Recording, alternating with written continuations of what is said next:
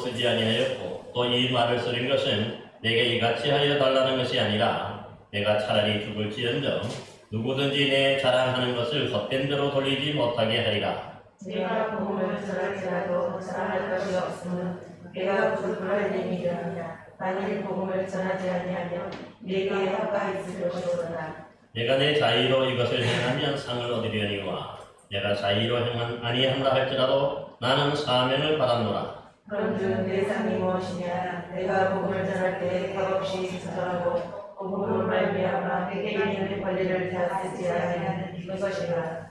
내가 모든 사람에게 자유로우나 스스로 모든 사람에게 종이 된 것은 더 많은 사람을 얻고자 함이라.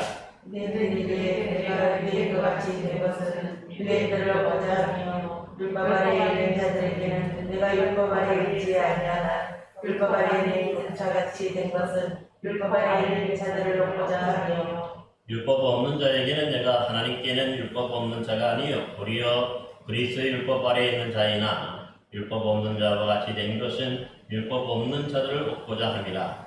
약한 자들에게 내가 약한 자와 같이 된 것은 약한 자들을 얻고자 하며 내가 여러 사람에게 그런 모습이 된 것은 아무쪼록 몇 사람이라도 구원하고자 하니 함께 했습니다. 내가 복음을 위하여 모든 것을 행하는 복음에 참여하고자 합니다. 아멘. 우리가 지난 시간에 이 고린도 교회에 있었던 여러 일들 중에서 사도 바울에게 지원해야 할 마땅한 그런 재정적 지원을 하지 않음에 대한 그런 말씀을 우리가 살펴보았습니다.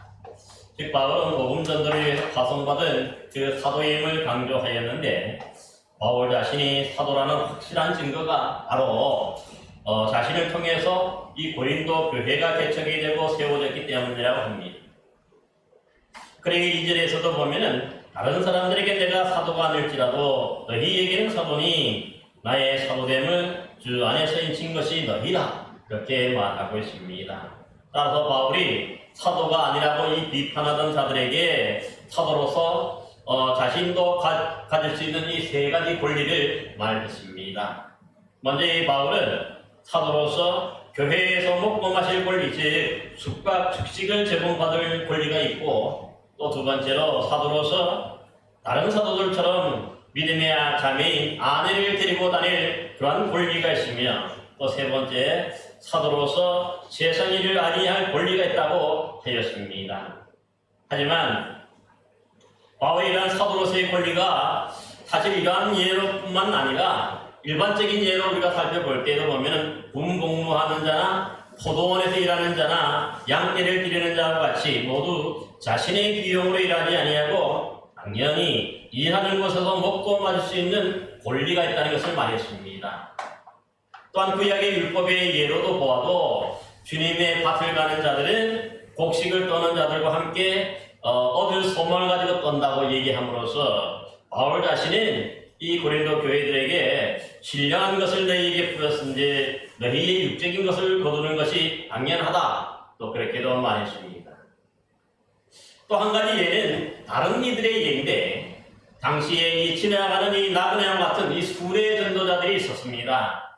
이들은 지역소에 가서 일주일이면 일주일간 이렇게 전도를 하고 하면 그곳에서 숙식을 제공받고 또 떠날 때에 일정한 그런 선교 지원비도 받을 권리가 있었으므로 하물며 이 고린도 교회를 개척하고 세운 이 바울 자신에게 분명하게 이러한 권리가 있다는 것을 밝혔던 것입니다. 하지만 이 바울은 사도로서 이러한 세 가지 권리를 이 고린도 교회에 더 이상 요구하지 않겠다고 합니다. 그 참하는 데 이유가 바로 그리스도의 복음에 아무 장애가 없게 하기를 원하기 때문이라고 하였습니다. 즉, 이 바울을 대적하고 비판하는 자들이 이 재정적인 지원 문제를 트집 잡아서 자꾸 이렇게 교회를 시끄럽게 하고 또 다른 사람들에게 떠들고 다니니까 이것 때문에 오히려 이 복음 전파에 장애가 되고 방해가 되기 때문에 차라리 내가 받지 않는 것이 낫다 생각하고 이 고린도 교회로부터 권리가 있음에도 불구하고 받지 않았다 그렇게 말하고 있는 것입니다. 오늘 보면 15절은 그 지난주에 이어진 그런 말씀 결론인데요. 보면 이렇게 말씀합니다. 그러나 내가 이것을 하나도 쓰지 아니하였고 또 이 말을 쓰는 것은 내게 이같이 하여 달라는 것이 아니라 내가 차라리 죽을지언정 누구든지 내 자랑하는 것을 헛된 대로 돌리지 못하게 하리라 합니다. 그러니까 사실이 분명한 그 권리를 재정적인 지원을 받을 수 있는 그런 권리가 있음에도 불구하고 바울은 그것을 쓰지 않았다. 하나도 쓰지 않았다고 얘기합니다. 그것 자체가 조금 전에 말씀드렸지만 그것 때문에 다른 사람들이 시험에 들고 다른 사람들에게 뭡니까 복음 전파에 장애가 된다면 안 받을 수 있다고 그렇게 얘기합니다.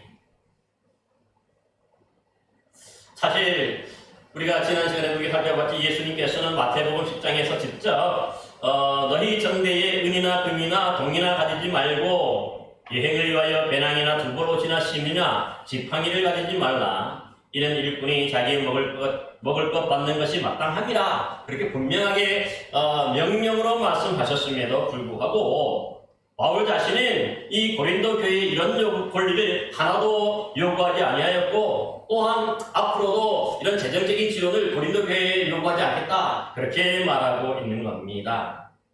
그러면서 보세요. 바울은 뭐라고 합니까? 차라리 내가 죽을지언정 그렇게 얘기합니다. 이 말이 무슨 뜻입니까?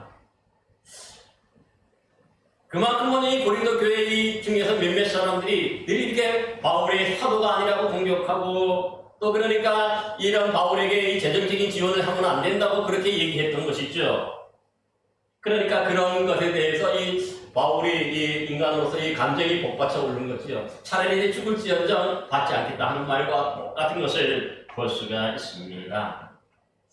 여러분 우리 한번 고린도후서 12장 한번 보실래요? 12장 16절에 18절 말씀 299면 신약성경 299면에 한번 보시기 바랍니다.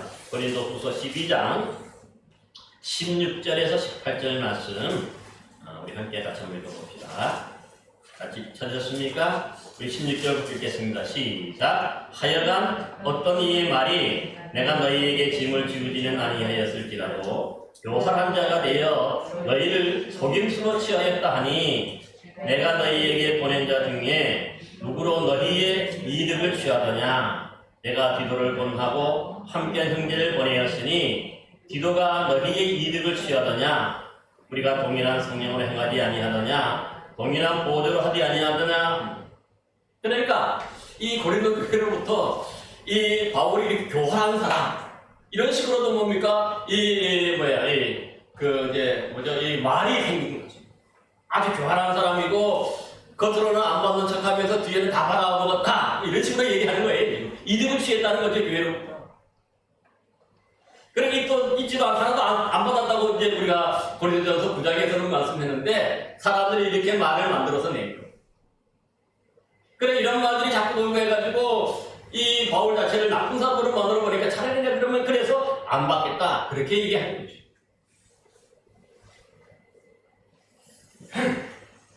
여러분 바울이 이 고린도 교회를 세운 자 아닙니까?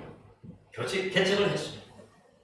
정말 이 교회가 없는 곳에서 이 아볼로 부부와 함께 사실 교회를 개척했는데 나중에 보면 이 아볼로 부부와 함께 이 고린도 교회를 떠나요. 그래서 어디로 가냐? 에베소에 가십니다. 에베소에서 다시 이 아볼로 부부와 함께 교회를 개척해서 이 에베소 교회가 거기서부터 시작이 되는 것을 봐요. 그러니까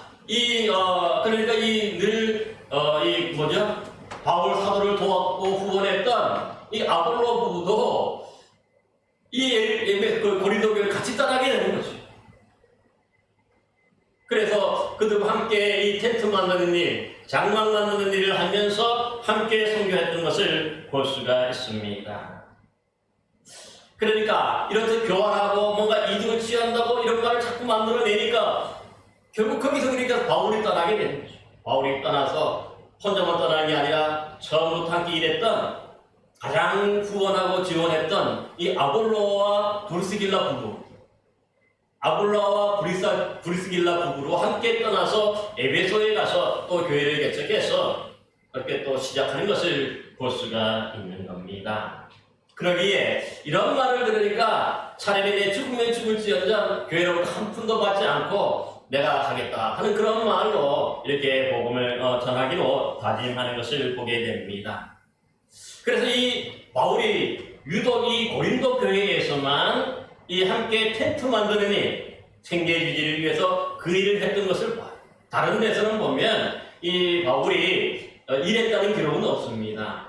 그래서 잘 아는 것처럼 이 빌립보 교회 같은 경우 보면은 루디아나 이런 사람들에게서 많은 재정적인 지원을 받았고, 또 이 데살로니가로 가고 베레아로 내려갔을 때도 이 빌립보 교회로부터 계속 이 선교적인 재정적인 지원을 받아서 또 선교하고 그래서 고린도까지 내려갔던 것을 보게 됩니다. 그래서 스스로가 이 고린도에서 이런 오해와 이런 말들이 생겨났기 때문에 그런 말을 듣기보다는 오히려 아무런 대가 없이 정말 거기서 이렇게 함께 일하면서 그렇게 이 복음을 전했던 것을 볼 수가 있습니다. 이제 16절 말씀을 그래서 한번 읽어봅시다. 중요한 말씀인데 16절 말씀 함께 읽겠습니다. 시작. 내가 복음을 전할지라도 자랑할 것이 없으면 내가 부득불 할리입니다. 만일 복음을 전하지 않으면 내게 화가 있을 것이로다 합니다.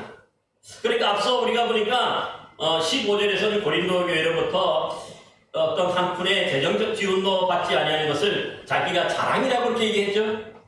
그런데 16절에서 보면은 자신이 복음을 전할지라도 자랑할 것이 없다고 다시 얘기를 해요. 왜 그렇다고 얘기합니까? 왜 한 푼도 받지 않고 재정적인 지원 없이 일하면서 다른 사도들과 달리 일하면서 자신의 생계 유지를 하면서도 그렇게 복음을 전하는 이유가 뭐지? 오늘 본문 16절에 분명히 말하죠. 내가 부득불 살립니다. 부득불이라는 말이 뭐예요? 반드시 해야 된다는 거죠. 왜 그럴까요? 그것이 바로 17절에 보면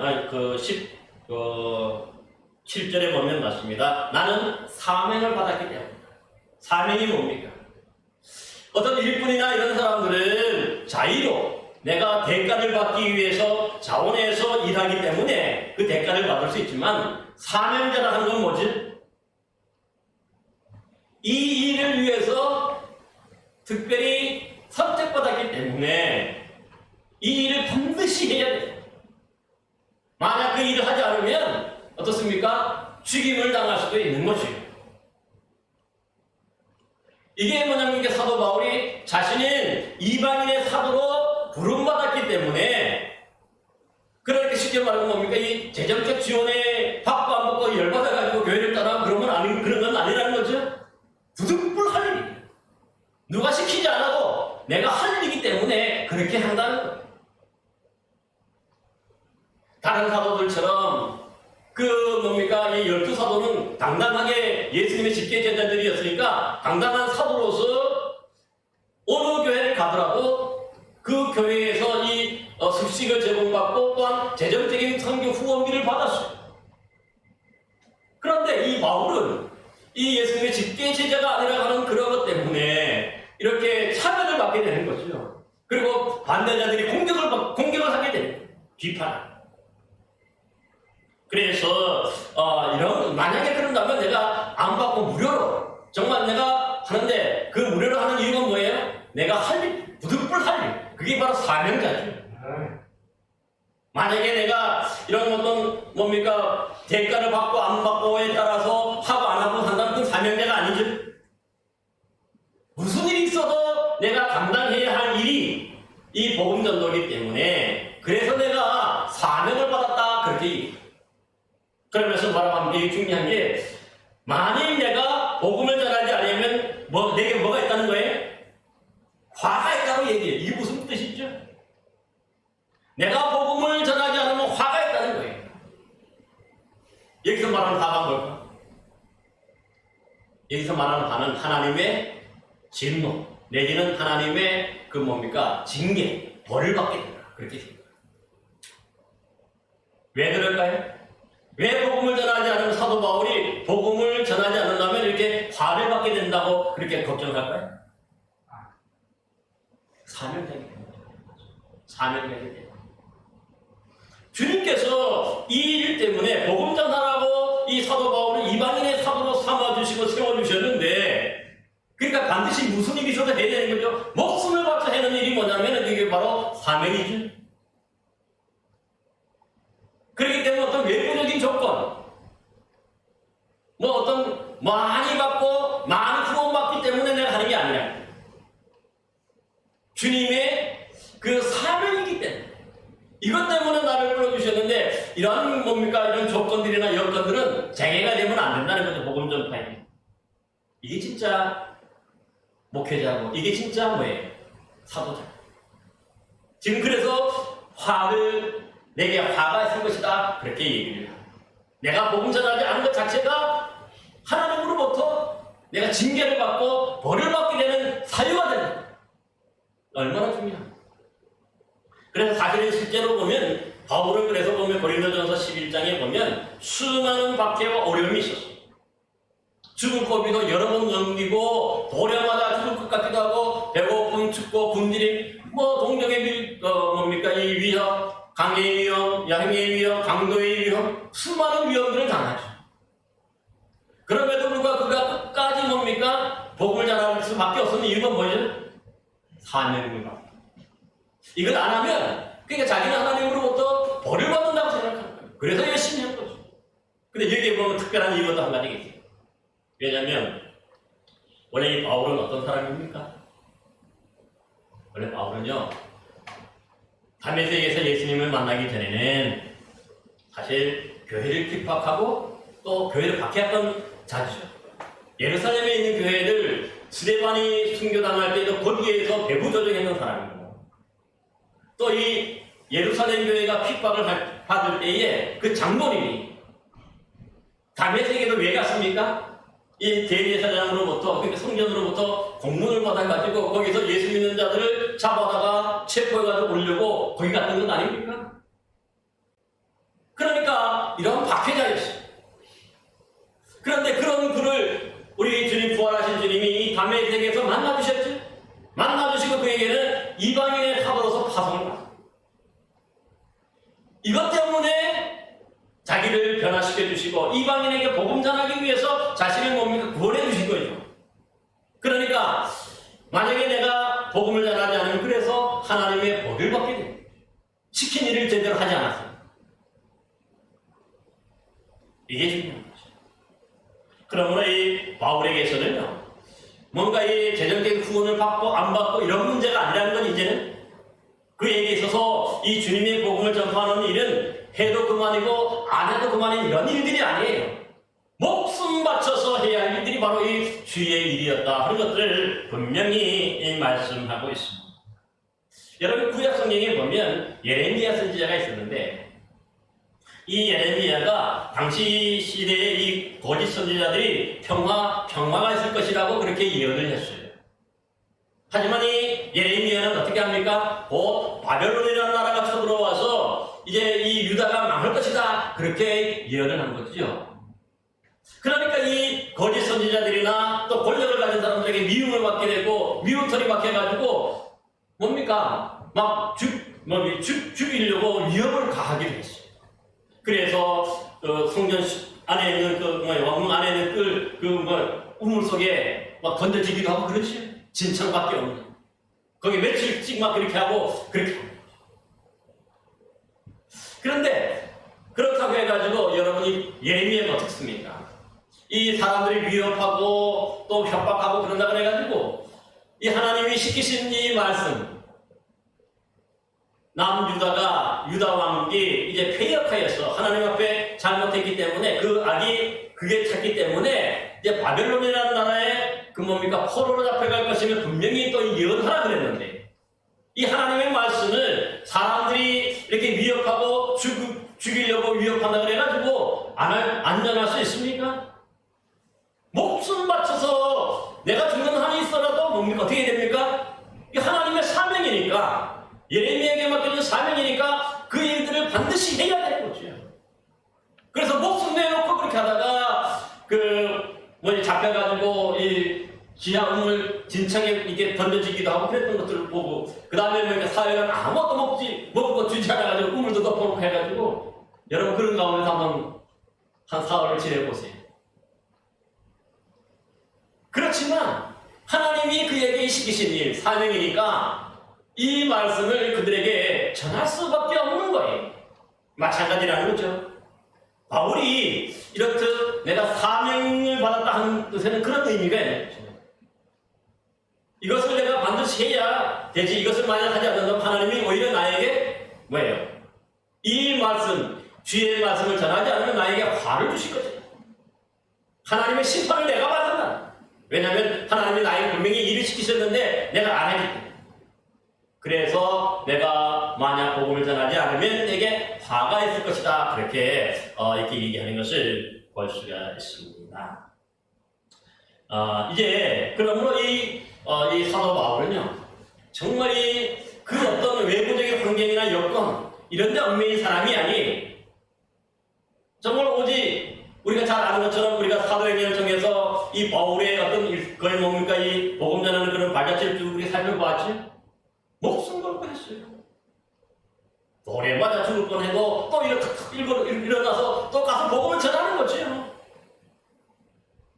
유대인들이 아무리 박해하고 또 그렇게 하더라도 또 뭡니까 그 박해를 받으면 받을수록 더 강한 믿음으로 주의 복음을 전하는 것을 그만큼 철저하게 이 사명자로서의 끝까지 사명을 감당하는 것을 볼 수 있습니다. 이제 우리 한번 17절, 18절 말씀을 함께 같이 한번 읽어봅시다. 상에 대한 말씀인데 17절, 18절 말씀 읽겠습니다. 시작. 내가 내 자의로 이것을 행하면 상을 얻으려니와 내가 자의로 아니한다 할지라도 나는 사명을 받았노라. 그런즉 내 상이 무엇이냐? 내가 복음을 전할 때에 값없이 전하고 복음으로 말미암아 내게 있는 권리를 다스리지 아니하는 이것이로다 합니다. 여기 보면 조금 이상합니다. 그러니까 뭡니까? 그만큼 바울이 어찌 보면은 사실은 목숨 걸고 복음을 전했죠. 목숨 걸고 복음을 전하고 이 아시아 지방을 거쳐서 이 고린도까지 수많은 사람들을 전도하고 또 교회를 개척하고 세웠죠. 여러분 이 정도면 어떻습니까? 하나님 나라에 가면 그가 뭘 기대할 수 있겠어요? 뭐 금멸관으로 지금 그런 금멸관이 아니라 정말 뭡니까? 금보다 더 귀한 그 보석으로 가득 찬 그런 멸관을 쓰고도 남먹고 또 최고의 상을 받아야 되죠? 그걸 기대할 수 있을 거예요. 그 누구보다도 열심히 전했고 그 누구보다도 많은 열매를 맺었기 때문입니다. 그런데 뭐라고 얘기합니까? 내 상이 뭐라고 얘기합니까? 여기 말하는 이 복음을 전한 사도 바울의 상이 뭐라고 얘기합니까? 18절에 보세요. 내가 복음을 전할 때에 값없이 전하고 복음으로 말미암아 내게 있는 권리를 다스리지 아니하는 이것이 상이라고 얘기해요. 대단히 중요한 말이고 우리가 생각하는 상하고는 전혀 다른 상이에요. 우리가 보통 아까도 말씀드렸지만 이 땅에서 뭔가 이렇게 열심히 전도하고 많은 전도 열매를 맺고 교회를 개척했으니까 이 땅에 하나님이 복을 주신다고 또 우리가 그렇게 바라고 기대할 수도 있겠죠. 또 하나님 나라에 가서도 어떤 복을 받아요? 그 누구보다도 정말 하나님 예수님 가까이 있는 어떤 그런 보좌에 앉는 어떤 그런 상을 기대할 수도 있을 거예요. 그런데 그런 내용이 있습니까 여기? 하나도 없어. 그런데 그 상이 뭐라고 하냐면은 값없이 전하고 그렇게 내가 이렇듯 복음을 대가 없이 대가를 받지 않고 내가 복음을 전하는 것 자체가 그게 바로 하나님 나라의 상이라고 얘기하는 거죠. 내가 뭔가 대가를 받고 내가 많은 지원을 받고 재정적인 후원을 받는 것 자체가 뭡니까? 그건 이미 자기 상을 다 받았다는 얘기죠. 그러나 바울이 지금 얘기하는 것은 뭐냐면 자기 상은 뭐냐? 내가 무료로 대가 없이 복음을 전했기 때문에 오히려 하나님 나라에 가면 어떻습니까? 더 큰 상을 받게 될 거다. 그런 마음이 있는 거지. 그리고 또 한 가지 얘기하지. 복음으로 말미암아 내게 있는 권리를 다스리지 아니했다. 얼마든지 받을 수 있는 그런 권리가 있음에도 불구하고 그것 자체를 다스리지 아니하는 사람으로 받지 않고 하나님께서 주시는 것으로 받겠다는 거죠. 그 믿음인 것을 볼 수 있어요. 근데 여기서 우리가 한 가지 생각할 것이 뭐냐면은 사실 누구나가 다 보면은 나름대로 기여나 이 공로가 있기 마련이에요. 뭐 자기 잘못을 따지고 하면 다 그거 작은 공로가 기여가 있기 마련이죠. 근데 이런 것들은 전혀 없어요. 이런 기대나 이런 어떤 공로, 자신의 공로에 대해서 하나도 없어요. 왜 그랬을까요? 아까 말했지만 자기가 이렇게 복음을 전하는 이유가 뭐예요?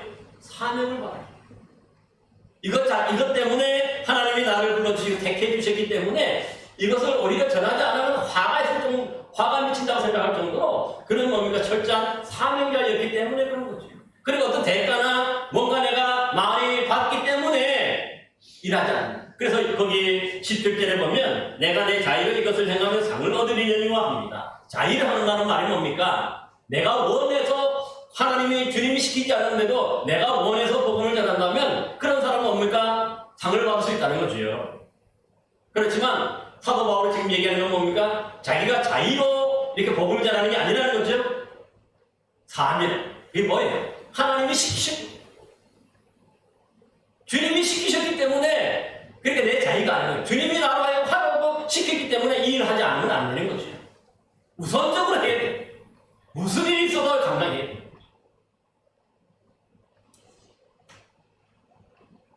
요즘에 보면 한국교회가 사실 이 동로나 성급신앙으로 이 많이 이렇게 교회 안에서 변질되어 있는 것을 봐요.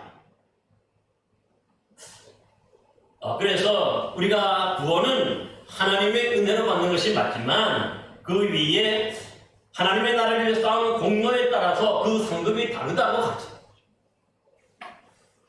전도 많이 하는 사람은 그러니까 전도가 뭐 빛나는 금별료를 받았었고 전도 한 명도 못한 사람은 어떻습니까? 개털보다 받았었나 그리고 뭐 열심히 봉사하고 한 사람은 또 뭡니까? 하나님을 가서 뭐 저기 금은 보석으로 가득 차 있는 그런 집에 사는 것 반면에 한 명도 이런 것 봉사나 이런 것 없는 사람은 어떻습니까? 초가상관 같은 그런 데 산다고 얘기하죠? 그 말이 맞습니까? 틀립니까? 우리가 요한계시록을 공부했지만 어떻습니까? 그 21장, 22장에 보면 하나님 나라에서 초가상관이 있습니까? 없습니까? 예? 권한이 있습니까? 없습니까? 없죠?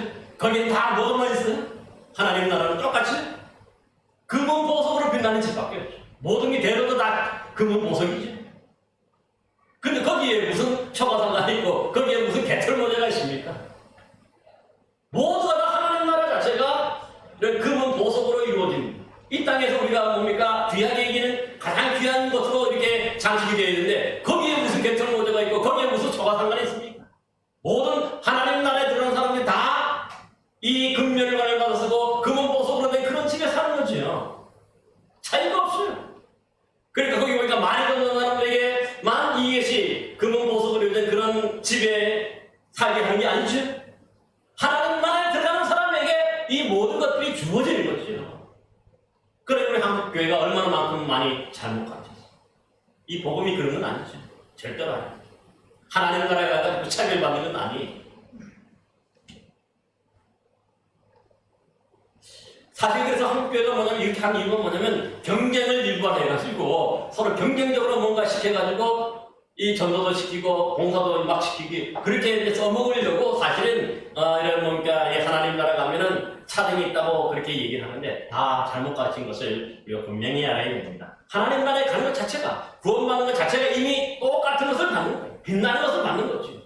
하나님 나라는 적어도 개털모자도 없고 적어도 초가상관도 없어요. 모두 똑같이 보석으로 금은 보석으로 빛나는 그런 집밖에 없는 것을 여러분 기억하시기를 바랍니다. 그래서 우리가 여기서 기억해야 되는 게 있어요. 그게 뭐냐면 바로 우리 신앙인들은 누구라도 정말 예수 믿는 사람들 정말 천국에 간다면 이미 하나님께서 주시는 그 하나님 나라의 복을 이미 다 똑같이 받아 누리는 거지요. 그게 세상적인 기준과 방법하고 다른 거예요. 마태복음의 21장인가 22장에 보면 포도원 품꾼의 얘기가 나오죠. 그 포도원 품꾼의 얘기를 보면은 9시부터 가서 열심히 일하는 사람이 있고 또 12시에 가서 열심히 일하는 사람이 있고 오후 3시에 또 부름받아가지고 열심히 일하는 사람이 있고 오후 5시 가가지고 1시간밖에 일하지 않는 사람이 있어요. 그런데 나중에 이제 저녁 6시가 돼서 임금을 나눠줄 때, 그 삭스 나눠줄 때, 나중에 온 사람, 1시간 일하는 사람에게 몇 데나리온 줍니까? 한 데나리. 그 다음에 오후 3시에서 와가지고 한 3시간 정도 일하는 사람에게 몇 데나리온 줍니까? 한 데나리. 왜 그럴까요? 그 다음에 그래서 마지막에 9시부터 이렇게 떼약 곁에서 열심히 일하는 사람들은 더 많이 받을 걸로 생각하지만 역시 몇 데나리온 받습니까? 한 데나리온을 받잖아요. 그러니까 이 9시부터 열심히 일했던 사람들은 추위를 견디며 더위를 견디며 일했던 사람들은 불만이 가득한 거죠. 왜 우리 열심히 이렇게 일했는데 1시간밖에 하지 않은 사람과 똑같이 주느냐? 그럴 때 포도원 품꾼의 포도원 주인이 뭐라고 얘기합니까? 이 사람아, 내가 너 한 데나리온의 약속을 하지 않았느냐? 내 것이나 받아가지고 돌아가라고 얘기해. 나는 잘못한 것이 없다고 얘기해. 이 무슨 뜻입니까? 하나님의 나라에는 그러니까 아침 9시부터 열심히 애끝에 일하는 사람이고 또 1시간 일하는 사람도 똑같다는 거죠. 그 한 데나리온의 약속이 뭐지? 바로 구원해 주시겠다는 것이고 영생을 주시겠다는 그 약속을 하신 거지. 생명을 주시겠다는 약속이 있습니까? 그 약속만이 있는 거예요. 그리고 우리 모두가 다 구원받아서 하나님 나라. 그래서 우리 하나님의 나라는 뭡니까? 내가 뭔가 많이 전도하고 많이 봉사하고 뭔가 내가 공로를 쌓았기 때문에 그래서 하나님 나라가 이게 아니죠? 우리가 하나님 나라가는 가장 중요한 뭡니까? 그 방법이 뭐죠? 예수님을 믿는 것. 우리 십자가에 달리신 예수님을 믿고 그 믿음으로만 가는 거지. 그러니까 내 능력과 내 공로로 가는 게 아님을 분명히 알아요. 전도도 마찬가지고 봉사도 마찬가지. 그런데도 불구하고 뭐죠? 우리가 복음을 전하고 또 봉사하는 이유는 뭘까요? 사도 바울의 힘을 얘기를 잘 배워야 되겠죠. 주님이 우리에게 맡겨주신 사명이에요. 사실 우리가 먼저 구원받고 우리로 하여금 뭡니까? 그 복음을 다른 사람에게 전하는 것. 그게 바로 우리 모든 뭡니까? 이 신앙인들에게 주신 사명이잖아요. 아닙니까? 이 얘기에서 예외 있는 사람이 있을까요? 나는 사명자가 아니라고 할 사람 있어요? 우리가 예수 믿는 순간 이미 구원받은 순간 이미 우리는 이 복음을 전할 수 있는 전해야 되는 사명을 이 바울처럼 받은 거예요. 그래서 보세요. 지금 우리가 이제 기독교가 실제 2000년이 지난 역사가 있지만은 거기에 보면 그 어떤 목회자나 사도들만 복음을 전합니까? 아니죠. 초대교회 때부터 7 집사들이 여러분 세워서 그들이 뭡니까? 교회 안에만 있습니까? 그 사도행전 8장에 보면 이들도 뭘 합니까? 여러분 거기 보면 빌립 집사나 이런 분들이 있잖아요. 그분들이 가장 먼저 나가서 복음을 전하죠. 그들이 먼저 복음을 전해.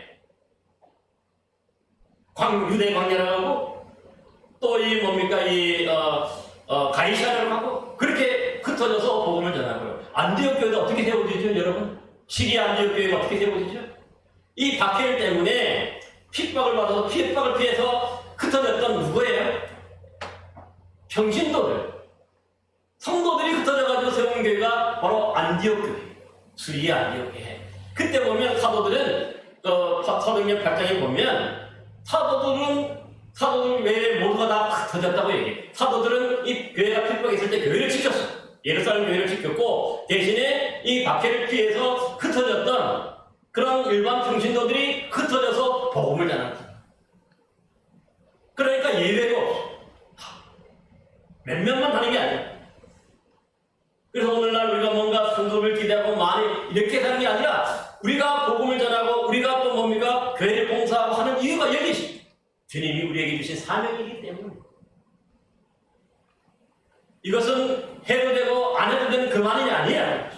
오히려 안을 전하고 안 하면 그 자체로 하나님의 심판을 받게 되고 하나님의 벌을 받게 된다. 그래서 우리가 오늘도 똑같이 뭐예요? 열심히 전도할 수밖에 없는 거죠. 때를 어떤지 못 어떤지 항상 실수 수밖에 없는 것을 우리는 분명히 알아야 합니다. 그럼 오늘 본문에 한번 보십시다. 19절 먼저 우리 한번 볼까요? 19절 23절 우리 우리가 읽었던 말씀 다시 한번 읽어봅시다. 시작. 내가 모든 사람에게서 자유로우나 스스로 모든 사람에게 종이 된 것은 더 많은 사람을 얻고자 함이라. 유대인들에게 내가 유대인같이 된 것은 유대인들을 얻고자 함이요 율법 아래에 있는 자들에게 내가 율법 아래에 있지 아니하나 율법 아래에 있는 자 같이 된 것은 율법 아래에 있는 자들을 얻고자 함이요 율법 없는 자에게는 내가 하나님께는 율법 없는 자가 아니요 도리어 그리스도의 율법 아래에 있는 자이나 율법 없는 자 같이 된 것은 율법 없는 자들을 얻고자 함이라. 약한 자들에게는 내가 약한 자와 같이 된 것은 약한 자들을 얻고자 함이요 내가 여러 사람에게 여러 모습이 된 것은 아무쪼록 몇 사람이라도 구원하고자 함이니 내가 복음을 위하여 이 모든 것을 행함은 복음에 참여하고자 함이라. 아멘. 그러니까 그 다음에 이제 이런 사명자로서, 그죠? 앞에서 이 말씀은 사명자로서 어떻게 합니까? 이제 복음을 전할 때 어떻게 전했다는 거예요? 몇 사람이라도 더 구원하기 위해서 한 모습만 있는 게 아니죠. 여기 보면은 적어도 한 3가지로 여긴 얘기하고 있어요. 먼저는 유대인들에게는 어떤 모습으로 이게 바울이 다가갑니까? 유대인들은 원래 율법 아래에 있는 사람이죠. 구약의 율법을 지키는 자들이라는 뜻입니다. 그래서 자신의 동족인 유대인들을 전도하기 위해서는 뭡니까? 자신이 유대인처럼 살아간다는 뜻이 뭐예요? 바울 자신이 유대인이고 또 한편으로는 뭐죠? 율법을 지키는 자. 그러니까 그리스도인이지만은 이 율법을 지키지 않아도 되지만 그 유대인들을 구원하기 위해서 구약 율법을 지킨다는 거죠. 근데 그것에 얽매이지는 않는 거죠. 왜 그렇습니까? 만약에 유대인들에게 복음을 전하는데 이 바울이 율법을 지키지 않고 막 더러운 음식을 먹고 부정한 음식을 먹고 이렇게 하면서 복음을 전한다면 유대인들이 이 바울을 가까이 할까요? 그러니까 멀리 하게 돼요. 그러니까 아예 그렇게 되면 유대인들에게 복음을 전할 수 있는 기회 자체도 잃어버리게 되니까. 그래서 유대인들에게 복음을 전하기 위해서 자신들 율법을 지킨다고 얘기합니다. 원래는 율법 아래에 있는 사람이 아닌데 이미 자유롭고 해방된 자라고 앞에 얘기하죠. 특별히 여기 자유자나 그렇게 얘기하죠. 19절에 보면 자유로우나 그게 뭐냐면 이 바울 자체가 이미 구약으로부터 이미 자유롭다는 거죠. 예수 그리스도를 믿음으로 말미암아. 그럼에도 불구하고 이 유대인들을 한 명이라도 더 전도하기 위해서는 유대인들 같이 된다. 이게 중요합니다. 유대인이 같이 된다. 그래서 여러분 가는 곳마다 이 바울이 초창기에 가장 먼저 한 일이 뭐죠? 항상 가는 마을마다 가장 먼저 어디에 갑니까? 교회가 없었으니까 어디에 갔어요? 유대인의 회당을 먼저 찾아요. 회당에 찾아가가지고 유대인들에게 가장 먼저 복음을 전하는 거예요. 거기서부터 이 복음 전파가 사실은 시작이 됐어요. 그 다음에 두 번째로 보세요. 21절에 보면 율법 없는 자에게는 내가 하나님께는 율법이 없는 자가 아니요 도리어 그리스도의 율법 아래에 있는 자이나 율법 없는 자와 같이 된 것은 율법 없는 자들을 돕고자 한다. 여기서 율법 없는 자들은 누굽니까? 사도 바울이 말하는 율법 없는 자들은 누굴까요? 바로 이방인들. 이방인들은 이 율법에 얽매이지 않죠? 구약의 율법에 얽매이지 않아요. 그런데 이방인들이 그러니까 또 전도하기 위해서는 어떻습니까? 자신은 구약의 율법도 지키고 또 그리스도의 율법 안에 있다고 얘기하지만, 그죠? 그리스도의 법 안에 있다는 거예요. 그러나 그 믿지 않는 사람들, 믿지 않는 이 불신자 이방인들을 구원하기 위해서 내가 이방인처럼 같이 된다는 거예요. 그래야 그들을 구원할 수 있으니까. 이게 중요해요. 여러분, 그래서 어떻게 보면 하와이에 가면 몰로이카라 하는 그런 섬이 있어요. 그 속에서 이제 이 복음을 전하는 분이 선교사로 파송받은 분이 누구냐 하면은 누구죠? 그 잘 아는 문둥병의 한센시병 문둥병자들에게 복음을 전하는 그 선교사가 있습니다. 다미안이라는 선교사, 인도 선교사죠. 근데 이분이 거기 이제 문둥병자들이 있는 우리나라 서울 같은 데 가서 복음을 전했는데, 처음에 가서 이 복음을 전해도 사람들이 받아주지 않고 믿지는 않아요. 팅팅 튕기는 거죠. 이 복음이 튕겨나와. 그러다 그가 어느 날 뭐냐면은 자신이 스스로가 이 나병균을 자기 몸에 주입해가지고 스스로가 문둥병자, 나병이 돼. 그래서 어느 날 이제 같이 몰로이카 섬에서 일하다 보니까 이미 나병 환자들이 이 선교사, 난리난 선교사님을 보니까 이 손을 떨고 이게 굳어가지고 제대로 못 쓰는 거. 그때부터 이 문둥병자들이 변하게 됐어요. 그래가지고 모든 그 섬이 구원받게 되는 것을 봐요. 무슨 뜻입니까? 그러니까 정상인으로서 거기에 가가지고는 당신은 정상인이니까 하나님을 이렇게 만날 수 있고 찾을 수 있지만 우리는 그게 아니라는 거지. 다르기 때문에 복음 전하기 참 어려워. 그래서 사실 그 모습 그대로 그들 모습과 똑같은 모습이 되어서 우리가 복음을 전할 때 그들이 받아들이는 이 원리가 뭐냐면 바로 하나님이 하늘에만 계시지 않고 왜 이 땅에 성육신 하셨습니까? 우리의 죄인의 모습이 된 이유가 뭐지? 우리를 구원하시기 위해서.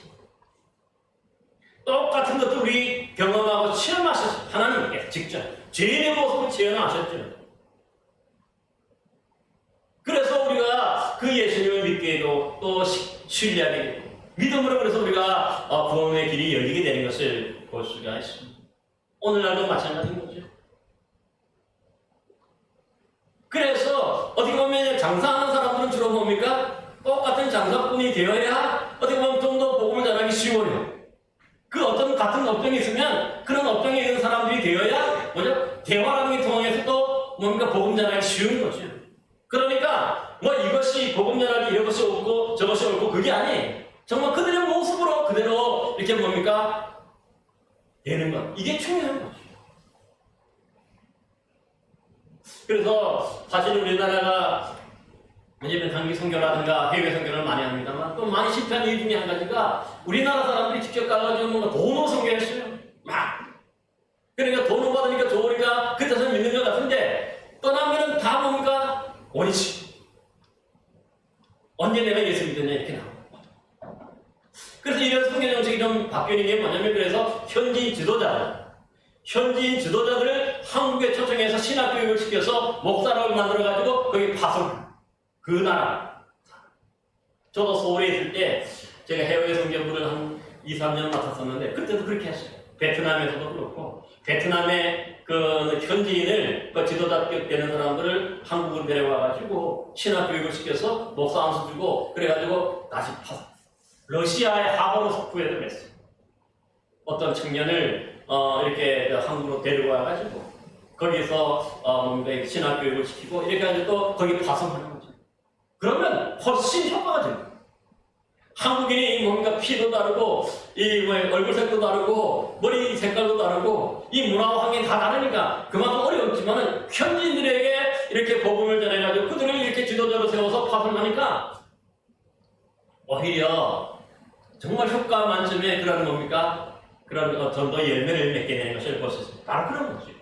그래서 오늘 보니까 유대인들에게는 유대인같이 되고 또 이 율법 없는 자 이방인들에게는 이방인들같이 되어서 그래서 온전히 복음 전하는 것을 볼 수가 있는 것입니다. 이것이 중요합니다. 또 세 번째로 보니까 22절에 뭐라고 얘기합니까? 약한 자들에게는 내가 약한 자들같이 되었다 얘기. 여기 약한 자는 누굴까요? 건강이 약하다는 사람이 아니에요. 여기서는. 우리가 앞에서 약한 자들에 대한 얘기를 했었죠? 약한 자들이 뭐냐면 이 제사 음식, 우상에 드려졌던 음식을 이 사람들은 예수 믿은 지 얼마 안 돼가지고 옛날 그 우상의 관습이 그대로 남아있어서 만약에 이 제사 음식이라든가 우상에 맞춰졌던 그 고기, 음식을 먹으면 이 마귀나 사탄이 거기에 묻어있다, 음식에 묻어있다가 숨어 들어가가지고 우리를 괴롭힌다는 거죠. 그런 믿음이 있는 거예요. 그걸 아직 떨쳐버리지 못했으니까. 그래서 어찌 보면은 믿음이 당시 강한 사람들은 뭡니까? 하나님은 한 분밖에 없고 참신은 하나님밖에 없고 나머지는 다 우상들이니까 우상들은 아무런 영향을 끼치지 못한다고 생각하지. 그게 맞는 거예요. 사도바울도 맞는다고 얘기해요. 그래서 어떤 고기도 먹을 수 있다는 거죠. 우상에 바쳐졌다 그래도 우상이 어떤 영향력도 끼치지 못하기 때문에 어떻게 보면 그 고기에 아무런 지장이 없다는 거죠. 먹어도.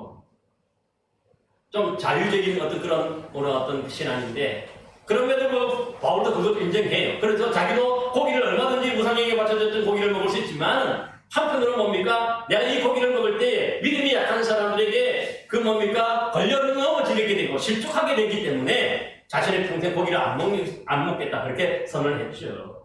그러니까 거기 그런 거죠. 뭔가 믿음이 약하고 연약한 사람들을 뭡니까? 내가 생각하는 거예요. 그러면 그 사람들에게는 또 그렇게 해야 그 사람들에게 뭡니까? 복음을 전할 수 있는 거죠.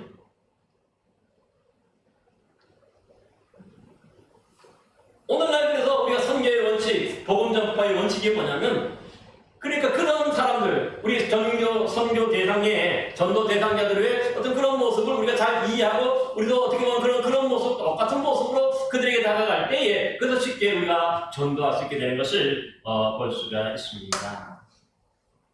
따라서 오늘 이 본문에 우리가 이제 결론적으로 얘기한다면 여러 사람에게 여러 모습이 된 것은 아무쪼록 뭡니까? 몇 사람이라도 구원하고자 하는 그런 열망 때문에 이렇게 다양한 모습으로 유대인들에게 유대인같이 되고 또 율법 없는 자 이방인들에게는 이방인들처럼 되고 믿음이 약한 자들에게는 또 뭡니까? 믿음이 약한 사람같이 그렇게 해서 똑같은 모습이 되어서 그들에게 다가가서 복음을 전하고 그들을 뭡니까? 주님께 인도하는 것을 그것이 바로 가장 중요한 선교의 원칙. 사도 바울은 그걸 우리에게 근데 이 복음을 전하는 게 뭡니까? 그렇다고 해서 많이 전하고 많이 해가지고 내가 상 때문에 뭔가 대가 때문에 전하는 것이 아니라 사명이에요. 그래서 이것은 뭡니까? 환경이 변하고 뭔가 사람이 아무리 방해해도 이것은 결코 막을 수가 없는 거죠.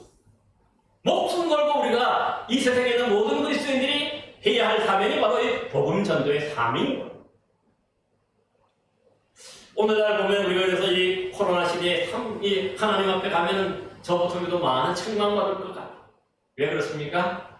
이 코로나를 핑계내가지고 거의 전도를 못했어요. 사실.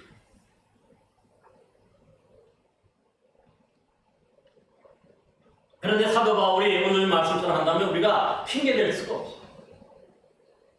이 어려울 때일수록 또 뭡니까? 그들을 잘 보살피고 성경으로 그 영혼을 구원해야 되는 게 맞는 거지. 이런저런 우리가 선교하고 전도하는 데 있어서 핑계댈 거리가 없어요. 목숨 바쳐 우리 모든 그리스도인들이 감당해야 될 일이 바로 이 전도고 사명이기 때문에 이게 사명이에요. 상황에 따라 달라지고 스톱하고 하는 게 아니죠. 그래서 이 바울도 보면 그 믿음의 아들 디모데에게 디모데후서 보면은 디모데후서에 보면 뭐라고 얘기합니까? 너는 말씀을 전하라. 때를 얻든지 못 얻든지 항상 힘쓰라. 그렇게 당부하고 있는 것을 자신도 그렇게 했고 자신의 믿음의 아들 디모데에게도 이 당부를 하는 거예요. 저와 오늘 여러분들도 이런 마음으로 우리 이런 사명의식을 가지고 그러므로 전도할 수 있는 저와 여러분 되시기를 바랍니다. 그래서 이제 위드 코로나 시대가 되고 하는데 우리도 정말 그냥 있는 것이 아니라 정말 우리도 한 영혼이라도 구원하기 위해서 또 우리가 기도하면서 또 그 영혼들을 주님께로 인도하기 위해서 모두가 최선을 다해서 오늘 말씀처럼 사명자로서의 이 사명, 복음전도의 사명을 잘 감당해서 정말 주님의 영광스러운 교회가 되고 더욱더 든든히 사가는 주의 교회들도 함께 했을 수 있기를 간절히 바랍니다. 기도하겠습니다. 은혜와 사랑이 충만하시고 자비하신 아버지 하나님, 정말 여러모로 전도하기 어렵고 힘들지만 뭔가 대가를 바라고 하늘나라의 성급이 아니라 이것은 사명이기 때문에 정말 우리에게 맡겨주신 반드시 해야 할 일이기 때문에 우리가 이 일을 감당해야 함을 기억하면서 때를 어떤지 못 어떤지 항상 주의 말씀을 전파하며 떠나보지 않은 영혼들을 주님께 인도하는 복된 성도들 되도록 인도하여 주옵소서. 정말 아버지 하나님의 영혼을 주님께로 돌이키게 함으로 하늘의 별과 같이 빛나는 복된 영혼들이 되게 하여 주시고 그래서 이 자리가 가득 차고 넘치며 정말 주님의 영광스러운 교회, 주님의 정말 기쁨이 충만한 그런 교회 되도록 역사하여 주옵소서. 예수 그리스도 이름으로 기도하옵나이다. 아멘.